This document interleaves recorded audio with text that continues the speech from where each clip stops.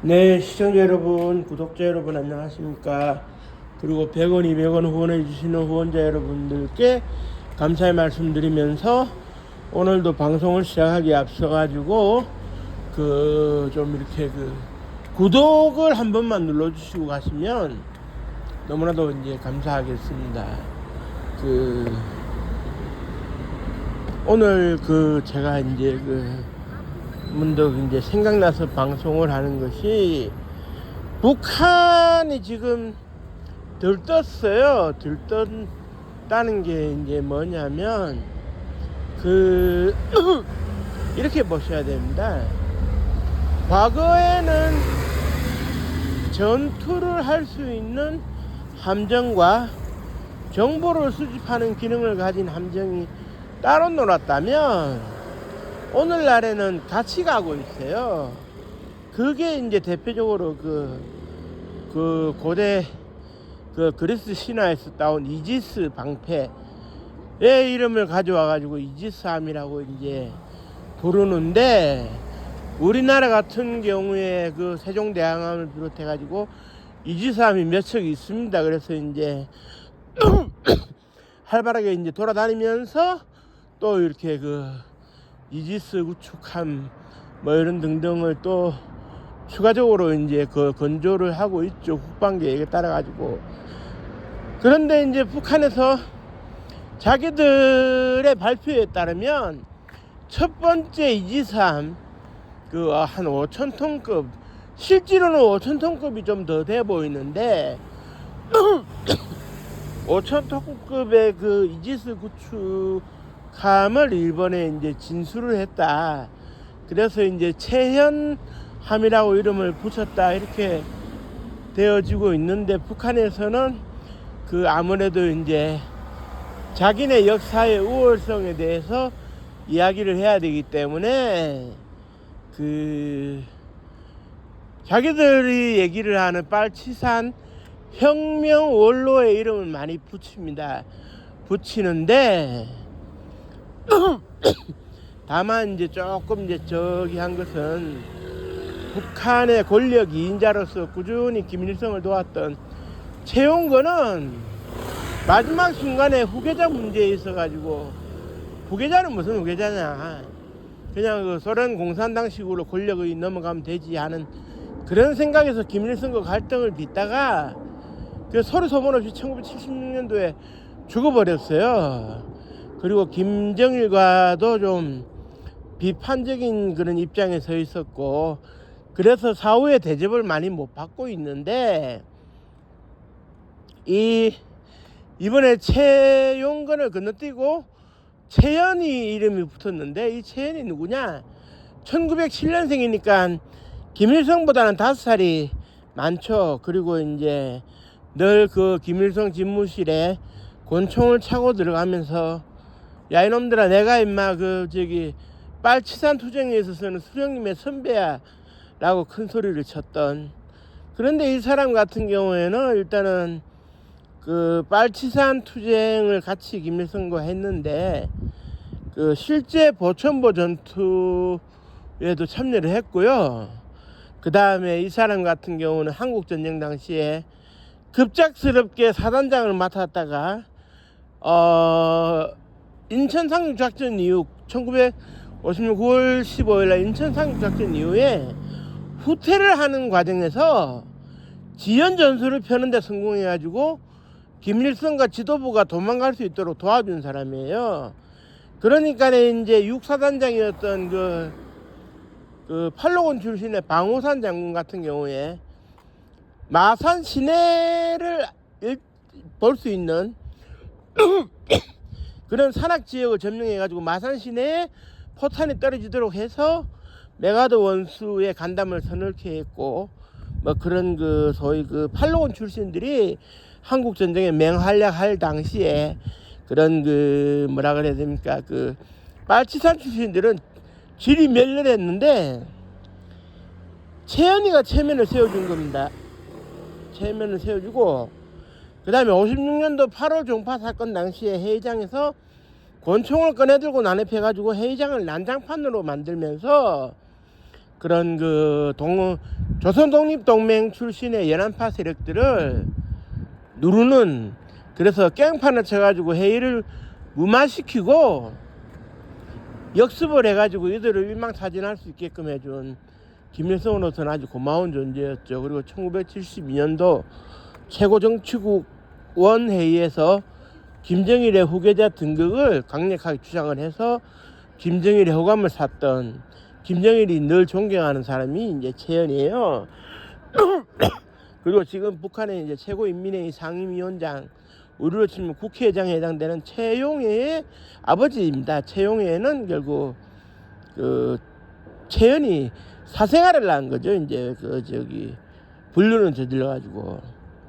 그래 이제 최연이라는 이름이 일떠서 가지고 이제 그 이지스 구축함이 이번에 이제 5,000톤급으로 이제, 물론 뭐 북한에서 뭐 7,000, 8,000톤급이 된다 해도 그대로 이제 자랑은 하고 싶겠지만 5,000톤급이라고 했으니까 아마 틀리진 않을 것 같습니다. 그런데 이제 시작이라고 하는데 북한이 겨우 해군이 일떠선 게 5,000톤급 이지스 구축함, 이게 완벽한 구축함인지는 알 수가 없지만 한 대를 만들었어요.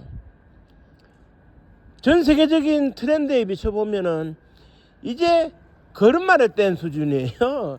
이제 서서 걸을 수 있는 수준. 그래가지고 이제 세계적인 격차와 어떻게 맞출 수 있을까요? 또 상당히 이제 의문스러운데, 결국 이게 이제 결국은 돈이 되는 겁니다. 우리가 이제 예를 들어 가지고 그때 침몰한 천안함의 경우에도 이제 새롭게 천안함을 만드는데 한 1,300억 정도 들어간다 그러는데, 북한이라고 그 정도 돈 안 들어가겠습니까? 뭐 인건비가 안 드는 수준이라고 해도 기술력이나 그런 비용적인 측면에서 어느 정도는 들어갈 겁니다. 이거를 이제 결국 과도한 식량난에도 불구하고 이제 먹을 걸 포기하고 만든다. 그러면은 국가가 좀 흔들릴 가능성이 있죠. 그래서 이제 지나친 군비 경쟁이 아닌가 생각이 들기도 하고, 이제 소위 뭐랄까요, 좀 이 표현이 좀 애매합니다만은 이빨 없는 강아지한테 뼈다귀를 던져준 격이 아닐까 하는 생각도 들고요. 사실 그렇습니다. 이웃나라 일본의 경우에도 이제 자위대가 있는데, 육상자위대, 해상자위대, 그 다음에 항공자위대가 있죠. 그런데 이제 55년도에 이제 자위력을 가지기 위해서 이제 자위대를 편성을 했는데, 일본 같은 경우에는 곧 도처에 이제 주일미군 기지가 있어요. 주일미군이 한 5만 6천 명 정도 인도 태평양 사령부 예하 병력으로 이렇게 있고, 거기에는 핵무기가 있습니다. 후테마 기지라든지 그런 오키나와 기지 이런 데는 핵무기가 또 있고요. 공군 전투력도 있어요. 요코다 기지 같은 경우에는. 우리는 지금 핵을 이제 미국이 91년도에 철수를 하고 나 이후에 2만 8천 명 정도의 이제 미군이 국방 수권법에 따라 가지고 더 이상 줄어들지는 않고 있는 상황인데, 일본의 오랜 수군 중에 하나가 정식으로 군대를 갖는, 그래서 이제 전쟁을 할 수 있고 선제 공격도 가능한 교전권을 가지는 군대를 갖고 싶어 하는 게 일본이에요. 일본인데, 문제는 뭐냐? 지금 평화헌법 99조에 이렇게 9조인가요? 99조인가에 보면 군대를 가질 수 없도록 전쟁을 안 하는 국가로 명시가 되어 있는데, 이것을 일본 참의원과 중의원에서 이렇게 헌법을 개정하면 되는 문제이기는 합니다만은, 이게 단순히 헌법 개정으로 이제 끝날 문제가 아니라는 점에 있어가지고 우리가 좀 고민을 해봐야 될 지점이 아닐까 보여지는 것이, 일본은 그동안 미국의 해구산 그리고 한반도의 그런 군사력에 의한 공산주의 국가들에 대한 방파제 역할, 이런 것들로 인해 가지고 호황을 누리다가 1985년도에 너무 호황을 누리니까 좀 곤란하다 해가지고 이제 플라자 호텔에서 플라자 합의를 맺어가지고 일본의 엔화 가치가 좀 떨어지고 하면서 이제 그 이후에 이제 그런 무슨 뭐 잃어버린 30년이다, 잃어버린 20년이다, 버블 경제다 이렇게 해가지고 경제가 많이 침체됐다는 소리를 듣고 있고, 일본의 대표 전자기업인 소니가 그 이제 많이 내리막길이 그렇다 이런 얘기도 있는데, 그런데 여기서 중요한 것은 뭐냐면 육해 공군과 해병대를 충분히 갖출 수 있는 일본의 정식 군대라고 할 것 같으면, 일본의 1억 2천만 인구를 가정을 한다면 한 50만 정도는 군대 인원수를 가져가야 되지 않을까 하는 생각. 그리고 그 50만 정도를 채우려고 하면 지금 일본의 자위대가 5만 5천 명 정도가 되니까, 육상자위대, 해상자위대, 항공자위대가 5만 5천 명 정도 되니까, 그러면 결국 어떻게 되겠습니까? 10배 정도 규모를 가져간다 할 것 같으면, 과거 이제 그 메이지 유신 때 이제 있었던 국민 개병제에 따른 그 징병제, 이걸 또 부활해야 되는데, 징병제가 부활되면 징병제를 전혀 겪어보지 못한 세월이 80년이 흘렀는데 일본 국민들의 반응이 어떨지가 궁금해지는 일방으로, 지금보다 더 많은 무기도 도입을 해야 되고 병력 수에다가 인건비에다가, 그러면 단순히 10배 이상 엄청난 그 규모의 국방비가 들어가는데, 일본도 뭐 경제가 어려워서 아베노믹스라 해가지고 화폐를 무한정 찍어낸다든지 뭐 별거 다 했거든요. 별거 다 했는데 이제 그래도 경제가 어렵다고 아예 또 소위 우는 소리 져달라고 우는 소리를 하는 상황에서 그 엄청난 국방비를 감당해낼 여력이 되겠느냐. 이게 그 무한정 화폐를 찍어낸다고 해서 이제 될 문제는 아닌 것 같은데, 사실 우리나라 같은 경우에 이제 통상적으로 박정희 대통령 시절에 이제 그 규정이 이제 정해진 것이 이제 그 1년 국가 예산의 약 10%를 국방비로 이제 쓰자. 그래가지고 10%는 넘지 말자 이렇게 돼 가고 있는데, 이게 매년 이렇게 그 체질화 돼가지고 쭉 오다 보니까 10% 정도는 그냥 감내할 수 있는 수준이다 생각을 해가지고 지금 같은 경우에 58조 원 정도를 국방비로 1년에 쓰고 있는데, 그렇게 이제 그 뭐라 그래야 됩니까? 65년을 이어온 우리나라는 그나마 이제 좀 관성에 있어가지고 좀 이렇게 뭐랄까요, 체질화가 됐기 때문에 그렇게 이제 부담을 느낄 사항은 솔직히 안 됩니다. 뭐 부담이 안 되는 건 아니겠지만 늘 해오던 거라 이렇게 익숙해져 있다 이렇게 볼 수가 있을 것 같아요. 그리고 과도하게 국방비를 투여하는 것도 아니고, 근데 일본 같은 경우에는 이제 과거에 국가에 이제 버는 돈을 모조리 국방에 투자를 해가지고 이제 일떠서려고 하다가 태평양 전쟁으로 물거품이 된 사례도 있고, 북한 같은 경우에도 이제 식량을 포기해가면서 저렇게 체연함을 그 건조한다라든지 해가지고 국방비에 이제 쏟아붓고 있는데, 당장에 이제 이게 전력화가 되기에 앞서가지고 걱정되는 것은, 제가 뭐 걱정해 주는 건 아닌데, 북한이 지금 연료 사정이 심각합니다. 그래서 이제 소위 이제 군함에 이제 집어넣을 수 있는 휘발유나 경유 같은 것들이 상당히 부족해요. 중공이 매년 50만 톤 보내주는 게 그게 전부인데, 그 군함은 항상 바다에 떠 있어야 되고 왔다리 갔다리 훈련도 해야 되는데 그 연료를 감당할 수 있겠느냐. 당장 그 기동할 수 있는 그 전차나 장갑차에 연료 부족으로 인해 가지고 고생을 하고 있는 것도 있는데, 그런 거를 이제 생각해 본다면 북한으로서는 너무 도박이 아닐 수가 없어요. 그래 지금 유럽도 뭐 1년에 뭐 몇백조 원씩 국방비를 투여하겠다는 나라가 나오고, 독일 같은 경우에, 그리고 프랑스도 핵을 좀 늘려가지고 유럽에 프랑스 핵 그 우산을 제공하겠다 이런 게 이제 나오고 있는데, 과도한 국방비를 결국 지출한다는 것은 국가 경제의 그 경제적인 발전에 있어 가지고는 아무리 느릴 수도 있는, 국가 예산이라고 하는 것은 늘 한정되어 있지 않습니까? 세출 세입에 따라 가지고 이제 세금이 거쳐지는 만큼 그 예산을 편성하게 돼 있고요.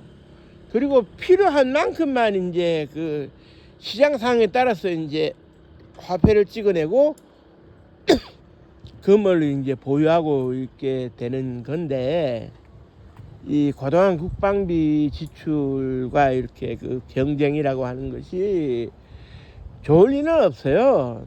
미국도 이제 1,000조 원 가량의 국방비를 써서 천조국이라는 소리를 듣지만 국방비를 좀 줄일 수 있으면 어떨까 하는 그리고 전 세계에 나가 있는 미군의 전략적 유연성에 대해 가지고도 상당히 고민을 하고 있고, 물론 이제 미국 같은 경우도 당장에 이제 뭐랄까요, 그런 모병제 하에서 너무 모병이 안 되니 결국 가난한 사람들이 몸으로 떼어가면서 돈이나 몇 년 벌어보겠다는 심산으로 군대에 오는 것밖에 더 되느냐 하는 이런 분위기가 있어요. 실제로 그 자료도 데이터도 그렇고.